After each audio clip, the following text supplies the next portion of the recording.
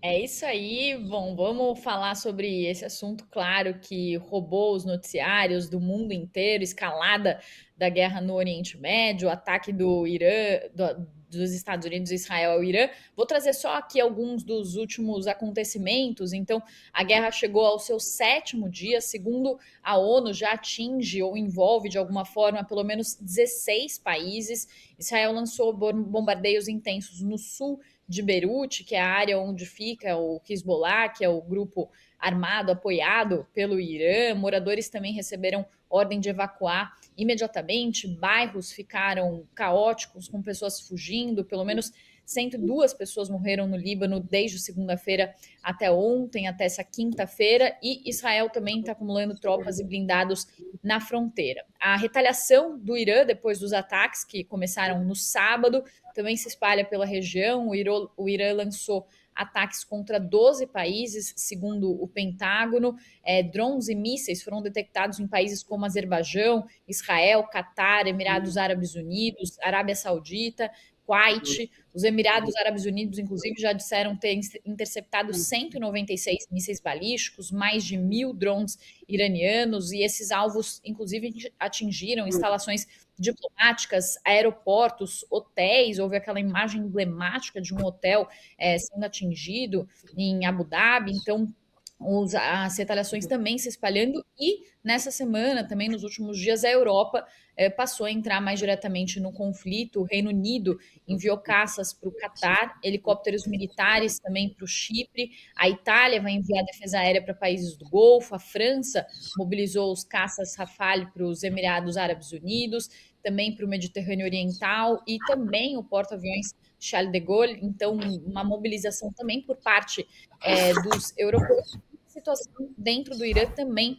se degrada muito, e segundo a mídia estatal iraniana, instalações esportivas foram bombardeadas, incluindo o estádio Azad, que sediou shows de Frank Sinatra, também partidas de futebol históricas. O Irã disse que Estados Unidos e Israel atingiram diversos alvos civis, sendo 20 centros educacionais, 25 instalações médicas e 6 centros de emergência. E o ataque mais notável, claro, aquele ataque à escola feminina que deixou 153 mortos e 95 feridos no sul do Irã. E uma análise do jornal The New York Times disse que há evidência suficiente para dizer que essa escola foi atingida durante um ataque realizado por forças dos Estados Unidos a uma base da Guarda Revolucionária Iraniana que fica perto da escola. Portanto, trouxe aqui os principais acontecimentos mais recentes em termos de onde que está se espalhando esse conflito, mas queria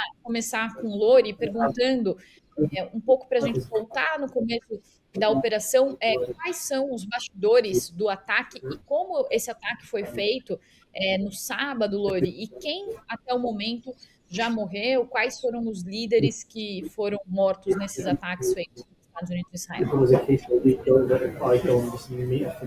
O timing do ataque ele foi determinado pela, pela reunião do Ali Khamenei com seus principais assessores de segurança e defesa. Aparentemente, a reunião era para discutir, entre outros pontos, as negociações que estavam acontecendo. 2 dias antes, teve negociações em Oman, e, aliás, em Genebra, né? E o Oman, que é o intermediador, disse que tinha havido avanços reais e que seriam anunciados na semana seguinte. Israel estava monitorando, o Mossad monitorava o Khamenei e esses outros líderes, inclusive por meio de câmeras de trânsito, né? Essas câmeras de trânsito. A frase de um integrante do sistema de inteligência israelense para o Financial Times foi: a gente conhece Teherã tanto quanto Jerusalém. Eles hackearam as câmeras de trânsito, e também os Estados Unidos tinham inteligência humana no local. Então, os Estados Unidos confirmaram a realização da reunião lá no complexo residencial, que é o gabinete do Khamenei. O O Khamenei dispunha de 2 bunkers, mas não ficava muito neles, principalmente depois dos protestos de janeiro, em que houve uma repressão violentíssima, com milhares de manifestantes mortos. Na visão de alguns analistas iranianos, o Khamenei contemplava a possibilidade de morrer como um mártir, para, de alguma forma, salvaguardar a reputação dele diante da extrema impopularidade e violência do rei que ele comandava. Bom, foi uma decapitação de 49 integrantes do regime, incluindo o comandante do Corpo da Guarda Revolucionária Iraniana, que são as Forças Armadas de elite, o comandante das Forças Armadas, o chefe do Estado-Maior Conjunto, da inteligência, né, e outros. O Larijani, que é um conselheiro muito importante do Khamenei, ele se salvou, ele estava na reunião e se salvou. Isso mostra que nem todo mundo morreu. O Mojtaba Khamenei, segundo informações, que é o filho do Ali Khamenei, ele ficou muito ferido, ficou inconsciente até segunda-feira. O ataque foi sábado e recobrou os sentidos na segunda-feira, e é aí o principal candidato a suceder o pai. Depois a gente pode falar sobre isso. Enfim, mas então o timing foi esse. Também foi muito propício para Israel, porque 2 dias depois começava o Purim, que é uma festa judaica que lembra a resistência dos judeus na Pérsia, né, que hoje é o Irã, a uma tentativa de extermínio dos judeus. No império do imperador Xerxes I, no século V, o vizir do império, ou seja, o administrador, Haman, ele se indispôs com os judeus porque o Mordecai, que era um líder judeu, se recusava a prestar homenagens a ele, a reconhecer a importância dele, e decidiu exterminar os judeus.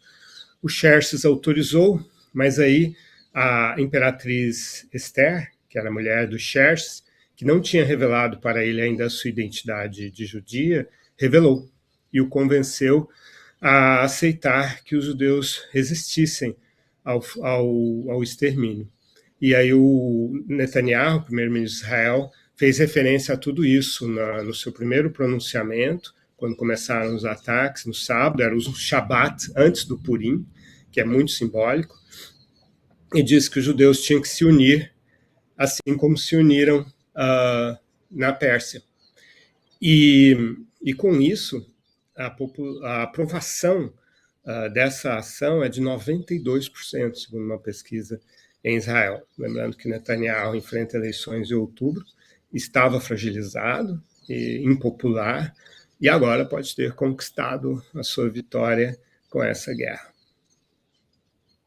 Muito bom. Eu adoro esses retrospectos históricos que a gente traz aqui. Enfim, enriquecem muito a nossa discussão. Américo, queria jogar agora para você. Já temos várias perguntas